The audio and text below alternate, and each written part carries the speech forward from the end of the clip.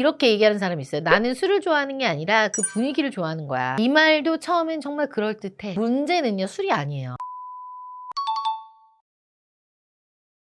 피디님들, 남자들이 연애를 하면서 처음에는 몰랐다가 뒤늦게 깨닫는 것들이 있어요. 내가 남자친구인 줄 알았는데 알고 보니까 이상한 역할을 맡고 있었던 거야. 이상한 역할이 뭔 말이에요? 누구한테는 잠시 빈자리를 채워주는 임시 남친 같은 거, 누구한테는 돈 쓰고 책임지는 자동 결제 남친, 누구한테는 불편하다고 또 얘기하잖아. 그럼 이건 예민한 남친이 되는 거야. 누구한테는 또 술자리가 끝날 때까지 기다리는 불안대기조 남친. 그런 게 있어요? 있어요. 처음에는 여자가 하는 말이 굉장히 귀엽게 들릴 수 있어. 콩깍지가 씌었으니까. 쿨해 보이고요. 솔직해 보이고 당당해 보이죠. 근데 시간이 지나면 알게 됩니다. 그 말들이 사실은 남자를 이상한 역할로 가둬버려다는 신호였다는 거예요. 그래서 여자친구가 계속해서 나한테 이런 말을 한다. 그러면은 제가 앞에 말씀드린 그런 류의 남자친구들인 거죠. 그래서 제가 오늘은요, 여자 말 한마디에 남자가 맡게 되는 최악의 역할 4가지에 대해서 한번 이야기해 볼게요. 첫 번째입니다. 임시 남친입니다. 피디님 임시 남친 들어본 적 있어요? 그건 또 뭔 소리야? 여자가 이런 말을 하는 거지. 나 연애 거의 신 적 없어. 난 솔로였던 기간이 거의 없어. 대표님 아니에요?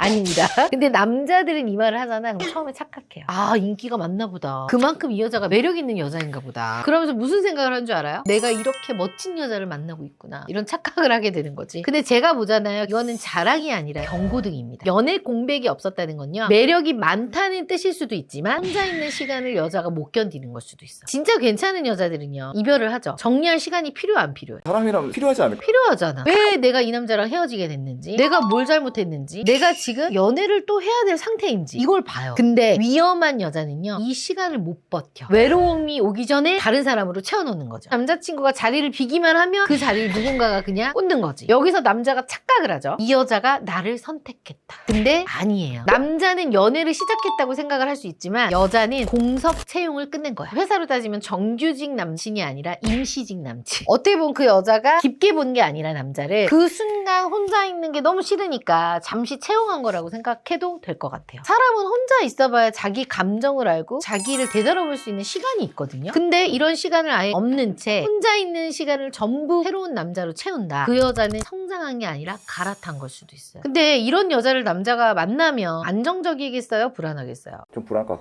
불안하지. 조금만 또 싸워도 어떻게 돼? 나 말고 또 다른 남자 또 사귀는 거 아니야? 조금만 권태기가 올 수 있잖아. 그럼 그럴 때도 내가 그냥 다음 사람 올 때까지 그냥 버티는 사람인가? 그리고 실제로 이런 유형의 여자들은요, 갈등을 이기는 힘이 부족해요. 연애는 좋을 때만 있는 건가? 안 좋을 때도 있잖아. 서운할 때, 권태로울 때, 안 맞을 때도 조율하는 그 과정이 필요한 거잖아요. 근데 외로움을 못 견디는 여자는 어떠냐? 문제를 해결하기보다는 다른 남자로 감정을 갈아 끼우는 거지. 임시 남친은 어때요? 임시직은 계약 종료가 언제든지 내일도 될 수 있는 거예요. 그래서 전 남친이든 새 남친이든 더 편한 감정의 대체제가 오잖아? 그러면 나는 밀려버리는 거야. 두 번째입니다. 자동 결제 남친입니다. 나 여자잖아. 이건 남자가 해야지. 처음엔 어때? 좋으니까. 귀엽지? 근데 이 말이 매번 반복되면 어떨 것 같아? 짜증나지. 어느 순간 이제 남자는요, 남자친구가 아니라 자동 결제 시스템이 돼버려요. 대부분 남자들이 돈만 자동 결제된다고 생각하는데 그것뿐만이 아니라는 거죠. 사과도 먼저 자동 결제, 이해도 자동 결제, 배려도 자동 결제. 이게 정말 무서운 겁니다. 이런 여자는 자기가 받을 때는 전통을 꺼내고요, 책임질 때는 어떻게? 평등을 꺼내. 받을 땐 뭐라 그래? 난 여자잖아. 분리할 때 요즘 시대 남녀가 어딨어? 라고 얘기를.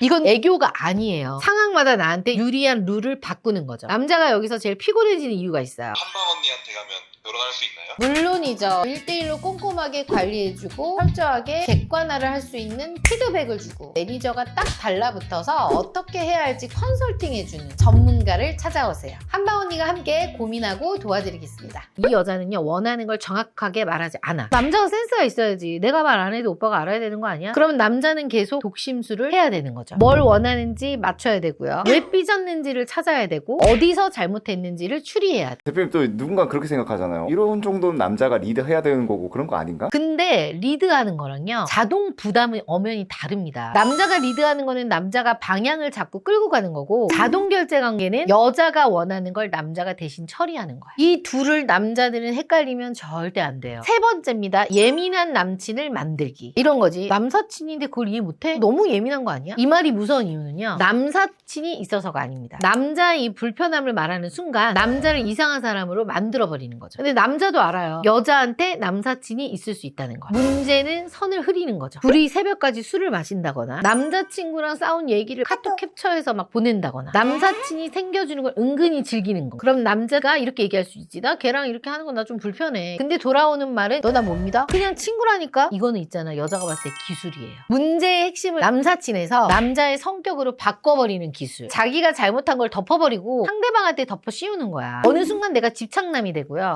좁은 남자가 되어 있고 여자를 구속하는 사람이 되어 있어요. 근데 대표님 진짜 그런 경우도 있잖아요. 진짜 그냥 친구일 수도 있잖아요. 진짜 친구일 수도 있어요. 근데 성숙한 여자는 내 남자를 속 좁은 남자로 만들지 않아요. 네가 불편할 수도 있겠다. 오해 생길 행동은 하지 않을게. 이렇게 말을 하죠. 근데 위험한 여자는 달라요. 자기의 자유는 끝까지 지키고 싶고 남자의 불안은 인정하기 싫은 거지. 그러니까 이 남자의 감정을 이상하다라고 문제 삼는 거야. 네 번째입니다. 불안 대기조입니다. 이거 해본 적 있나? 불안 대기조? 아니, 5분 대기조도 아니고 무슨 불안 대기조예요. 이렇게 얘기하는 사람이 있어요. 나는 술을 좋아하는 게 아니라 그 분위기를 좋아하는 거야. 스트레스 풀러가는 건데 왜 그래? 이 말도 처음엔 정말 그럴듯해. 남자도 처음엔 되게 쿨하게 이해를 하죠. 문제는요, 술이 아니에요. 문제는 그 자리가 만드는 불확실성, 늦은 밤, 그 다음에 술, 모르는 사람, 느슨해진 경계선 같은 거, 거기에 잘 안 되는 연락. 이 조합이 반복되잖아? 그럼 남자 입장에서 어떻겠어요? 대기상통이 되는 거야, 계속. 연락이 안 오니까 집에 갔나 확인을 자꾸 하게 되는 거고, 누구랑 있는지 자꾸 신경 쓰고, 취했는지 아닌지 내가 데리러 가야 되는지. 이거는 뭐가 이게 남자친구가 아니라 야간 상황실이 되는 거야. 그래서 여자한테 야 좀 걱정돼 이렇게 얘기하잖아? 그럼 여자가 뭐라고 하냐? 그냥 분위기가 좋아서 간 거야. 나